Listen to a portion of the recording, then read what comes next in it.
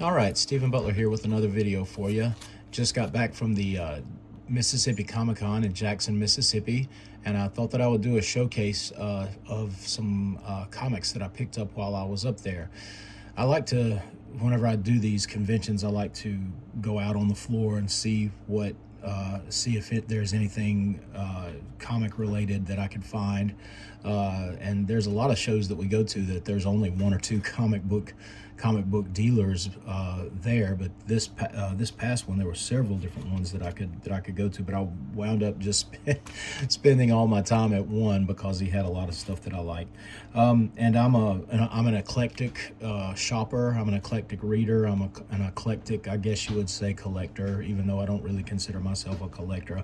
I'm more of a reader of comics and a studier, a student, studier. I'm a student of the art form, and everything that I read, I tend to internalize it and apply it to something that I want to do. It's fuel.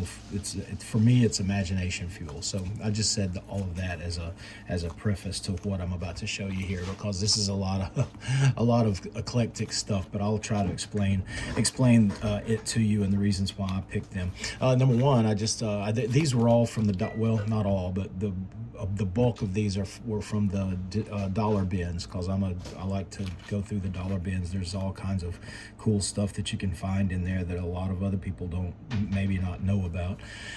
This is an Adventures of Superman, and I see where it looks like it's from 1998, and this cover is what got me on this. This is by Carl Kiesel, probably the writer, Jerry Ordway, Tom Grummett, and Dennis Rodier. All names that I know and recognize, and I know them as really good professionals, so I know that I will enjoy reading this. But this cover really got me. It has that old school Kurt Swan Superman style that's simplistic and very hopeful and very bright and upbeat sci-fi, old school sci-fi type work that just really speaks to me. So I like it. I like that. When I found that, I had to pick it up. This is another one. It's another one of the Before Watchmen series that Darwin Cook did. He's about the only one that I'm interested in getting, because getting. I have a couple of more of these that I found in the dollar bin of another.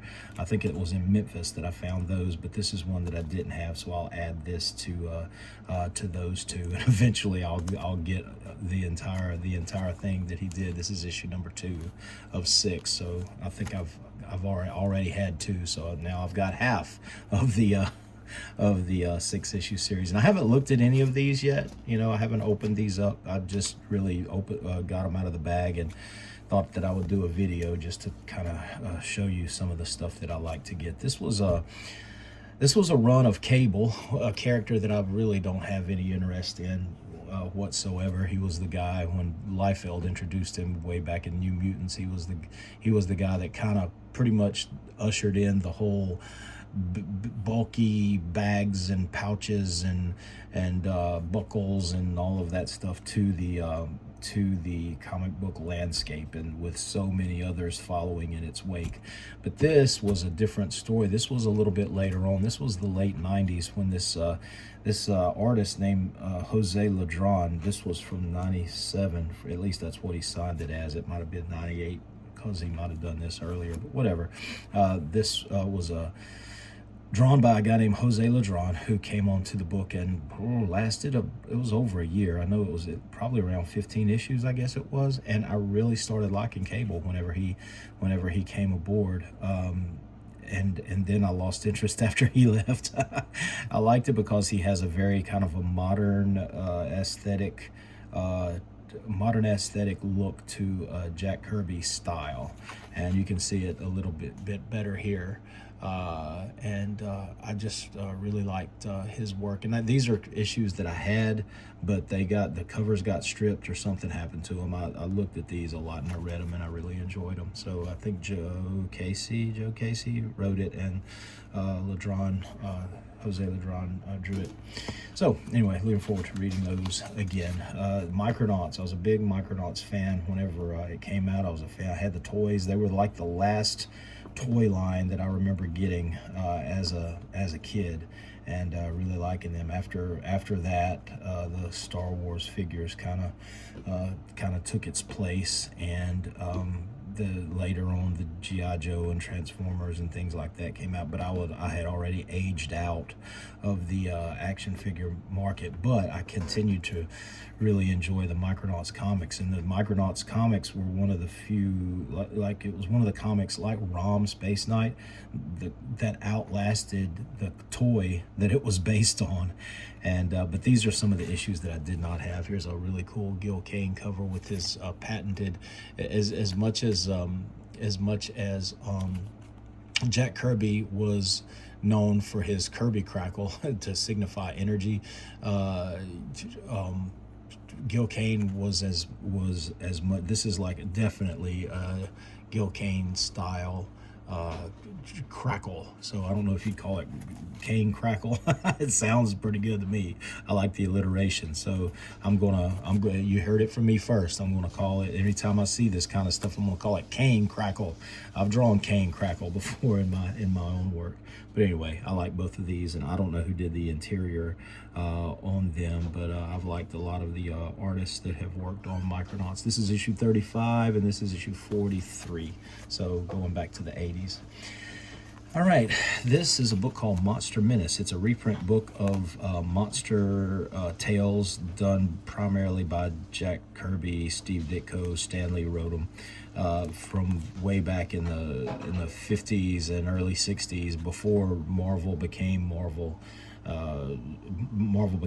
Before Marvel became known as the House of Ideas with the superheroes and everything. They did all these giant monster comics, and that's what this is a reprint of. But I got this because the guy that was the editor for this is a Kyle Baker cover, I think. But the guy that was editing this was none other than my late friend Mort Todd.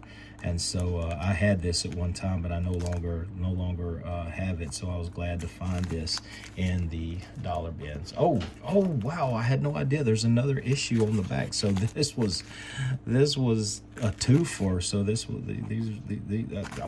I bought it for $1 and got 2 of them in its place. So that's really, really cool. And this is a lot of the, like, that's Groot there, and that's Taboo the Mud Monster, and oh, there's so many on here I can't remember.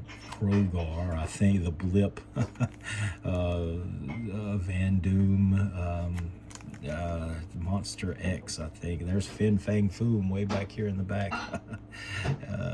Very cool stuff. Zutak or something like, I don't know.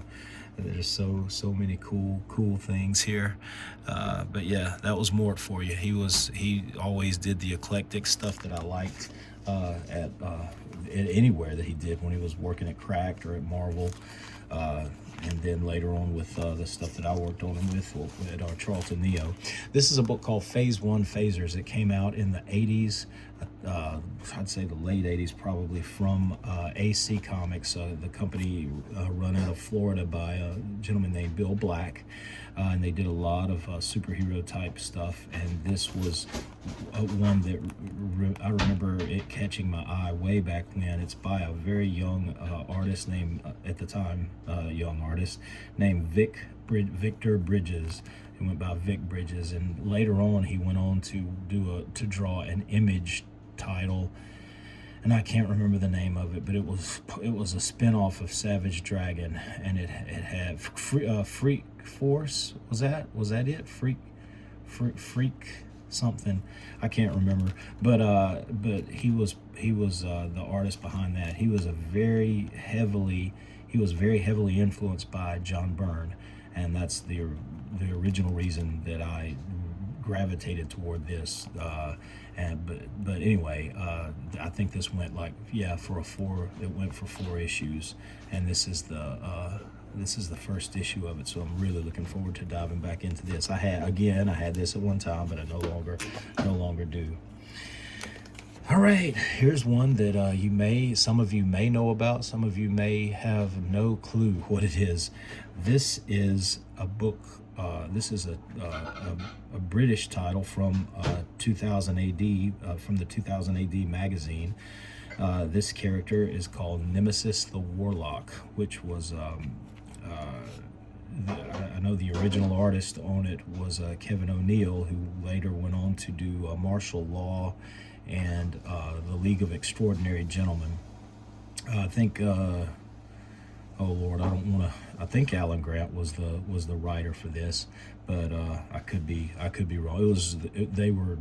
It was done as a feature in the 2000 AD comic magazine that used to come out in the 80s. The same place that produced Judge Dredd and a host of other very popular titles. But anyway, I'm really looking forward to this. He has such a strong, powerful, powerful look. It's I've read a little bit of it, so and I was intrigued enough that like, oh yeah, buying this for $1, definitely worth it. All right, now my son went out to get me some comics before I went out, and he said, "Dad, I know you're into Judge Dredd and into all of that 2000 AD stuff. Do you want me to look for some of that for you?" And I said, "Sure, if you can find anything, I'd love to have it." Well, he got these for me, and they were way more expensive than I probably would have paid myself, but I wasn't about to turn them down since he got them for me. So this is from Eagle Comics, which was they reprinted a lot of the 2000 AD. Judge Dredd, some of the other titles that they did, Robo Hunter. They did what's the guy with the eyes that I like? So Johnny Alpha, not Rogue Trooper. That was another thing. Who's Johnny? Dog. Strontium Dog. That's he was my favorite one, and I couldn't even remember his. I couldn't even remember his name. But anyway, this is issue number 5 from Judge Dredd, back when they were doing the Cursed Earth series, which is a favorite of mine. And this is another one. This features Judge Anderson and the four horsemen of the the four judges of the apocalypse. And this is covered by Brett Ewing. And so I'm really looking forward to reading these. All right, next we'll go into the $5 comics bin. Well, nope, there's one more that I got. I think this one was in the dollar comics bin. It's Kull the Conqueror. And I do believe that's a Michael Golden cover from the 80s that he did. Very cool. And I love Kull. So many people, don't like him as much as Conan. I liked him equally. He was just a different type of, he was still a barbarian, but a different type of character than Conan did. Their motivations were different, and I always liked the Kull stories. Speaking of which, there he is. There's Kull and Conan on the same cover, which I don't know if that means that there's a story about Conan and another story about Kull in here, or if something happened, because they lived in completely different time periods. So I don't know what, but all I know is this cover looks really cool. It's a John Buscema, Ernie Chan. John Buscema penciled it, Ernie Chan inked it, and it looks really awesome. I love barbarian comics. I love sword and sorcery comics. I love them more than superheroes. If I had to, if it come down to a hard pick between the two, I'd go with the sword and sorcery comics. Here's another one that I had whenever I was younger. It's a Claw the Unconquered, which was kind of like DC's answer to Conan, but the stories in there, at least I had this again at one time. Is this like a recurring theme that I'm talking about, that I once had these and now I'm finding them again? That's kind of sometimes I think the older you get, the more you find yourself on a quest to retain or to recapture the wonder of your childhood, maybe. whatever, I'll take it if it is. But the insides of this is a Joe Kubert cover, and it's a really awesome cover. But the insides were by Keith Giffen, and that's what attracted me. I always loved Keith Giffen's work, and this was right before he did his run on. It was late 70s, right before he did his run on the Legion of Superheroes with the Great Darkness saga that made him so popular, and I love that stuff too. But this is probably my favorite Keith Giffen work at DC, and he only did like maybe 5 issues, but it was powerful enough to make an impression on me. Looking forward to reading that again. All right, The Avengers was my favorite comic book series whenever I was a kid. That was the superhero comic that I would always get, that I would always collect. And these are issues that I didn't have, but this was during a time in the very early 70s when Marvel would box their covers off with I guess they call them window boxes or window covers, whatever, and you would see a lot of blurbs, on there. Sometimes you would even have the character speaking. That's not going on here, but you'd have blurbs on the cover, but everything would be like a square. It would be a square picture inside a box, and that didn't last for long. I don't know why they started doing it, and I don't know why they stopped doing it, but I, for one, was in the age group that started reading comics whenever they were doing this, so they will always have a special place in my heart because they were such dramatic images at the formation of my reading life. This one, kind of, sorta. It was. See that? Yeah, that was right in that time period. It's still a window, but it doesn't have it at the bottom. It's just at the very top that it has the box. And this is something's going on with the black here. It's almost like the Grim Reaper character seems like the black is muted here some way. Nowadays you could do it digitally, but I don't know if back then if they it's doing the same thing with Captain America here. Like they laid the blue over the top of the black to mute the black, because they were having to do this in 4-color, laying one color on top of another, and different increments to get the CM, what is it called, CMYK or whatever effect, because that's how comics were colored, with cut out, was it rubyliths or amaryllis, one or the other, but painstakingly every page was cut out by hand. Now everything is done digitally on computers. But anyway, I'm looking forward to reading this. This was I had like 1 issue of this. This was like when the Grim Reaper was trying to woo the Vision over to like the dark side, because the Grim Reaper was the brother of Simon Williams. This was before Simon Williams came back from the dead. But the Grim Reaper was the brother of Simon Williams, and he knew that the Vision had Simon Williams' brain patterns, and so basically he was calling him his brother and was trying to woo him over the dark side. Didn't work, but it was worth going over several issues. And so yeah, here's one where he's actually enlisted the aid of the Space Phantom.